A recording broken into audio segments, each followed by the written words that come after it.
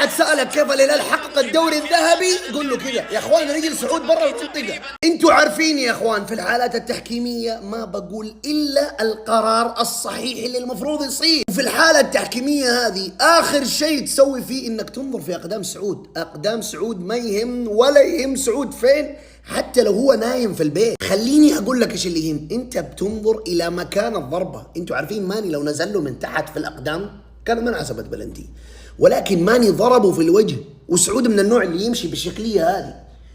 فالضرب في الوجه الآن لو هو داخل المنطقة فهي ركلة جزاء بغض النظر عن باقي جسمه، لأن الضرب جاء في الوجه. فأنا في هذه الحالة لأول مرة أنا ما أقدر أحكم إلا بعين الصقر، لازم إسقاط يقول لنا لو درماح سعود داخل المنطقة ولا برا المنطقة. وكنظرة أولية من اللي أنا شايفه أعتقد أنه سعود داخل المنطقة وبلنتي صحيح للهلال. طبعا ما حد يختلف على وجود ضرب متعمد من ماني، السؤال هو داخل المنطقة ولا خارج المنطقة. تنسوا الإضافة يا أخوان، ما بقي شيء عن نص مليون، وعندي ما بتشوف إلا الصح.